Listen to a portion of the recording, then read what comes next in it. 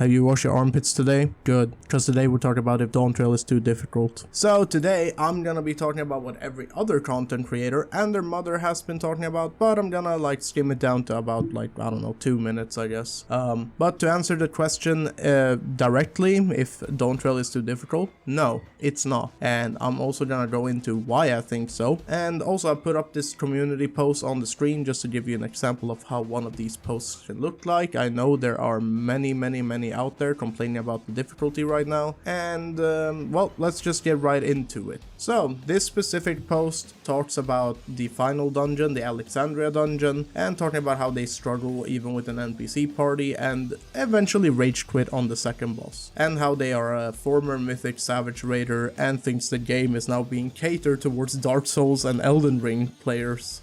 This is so far from the truth, and I can tell you why. This player probably got a little bit too comfortable playing Endwalker, which was literally face tank everything with nothing interesting going on and no punishment. Dawntrail stepped back and went back to the old roots of punishing mechanics need to be handled like a punishing mechanic. That means you die. Dying in a game that has resurrection spells is part of the game, otherwise there would be no need for resurrecting, now would it? The thing is, this game is built around team balance, and the fact that these people who are complaining mostly use trust as well. When you die in trust, your run is over for the moment. You go back to checkpoint. If you die in a multiplayer party with other players, then you have time to lay there and watch the boss go on. You can watch the mechanics unfold, and you can get rest by your healer. This is part of the game. It is an MMORPG after all. And I'm not shunning anyone for using trust, but if you're using trust, you just have to be patient. That's the same thing with everything in this game. Just be patient and you can beat it.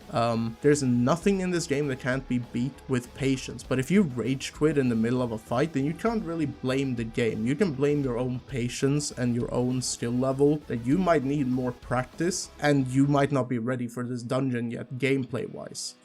For example, my girlfriend started playing this game 2 months ago. She only has like 400 hours, and I know there was a post about some guy who played like 6 years who was struggling with the dungeons. My girlfriend has played like 400 hours in total. She had never touched a video game before she played Dawntrail, or Endwalker in that case, because it was 2 months ago. Anyways, Final Fantasy was her first video game ever. She couldn't even walk up a stair to talk to Thancred at the start of the MSQ or go into the inn in Ul'dah, because she had such a trouble controlling her character, and she has completed every single dungeon on day 1 of the MSQ drop of Dawntrail. She also managed to complete all the normal raids without any trouble. So, I mean, it's not a matter of skill, because she will even self-admittedly say that she's bad at the game. That's why she mainly does crafting now, because she thinks PvE is too stressful for her, so she chose another path the game gives you to enjoy the game in her own pace. But nonetheless, she had the patience of dying 8-9 times on dungeons and still completing them, because she had the patience. That's all it is. It's patience. It's a dance. And yes, I'm gonna keep saying the word patience so we can quote it down in the comments down below, but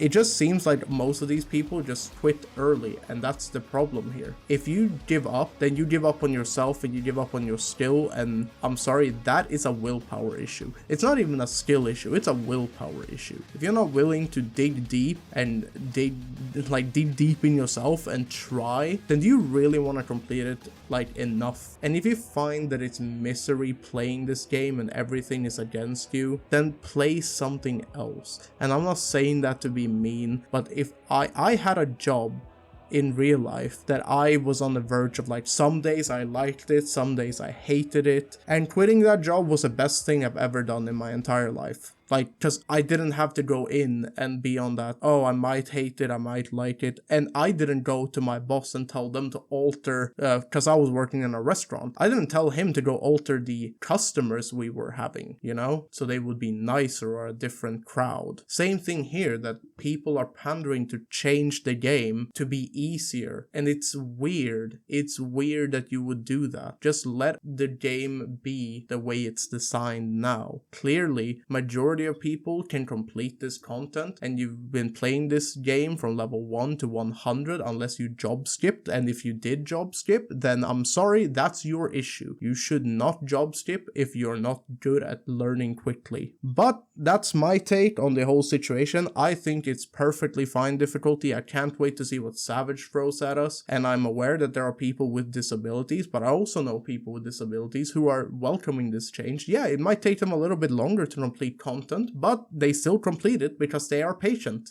So that's my take. If you have another take, you can comment down below. I've been Vermillions, and also this video turned out to be like 6 minutes instead of 2 minutes, but I've been Vermillions anyways. I haven't changed, myself. I've been Vermillions, and I'll see you guys next time. Also, make sure you actually wash your armpits this time and subscribe. Bye!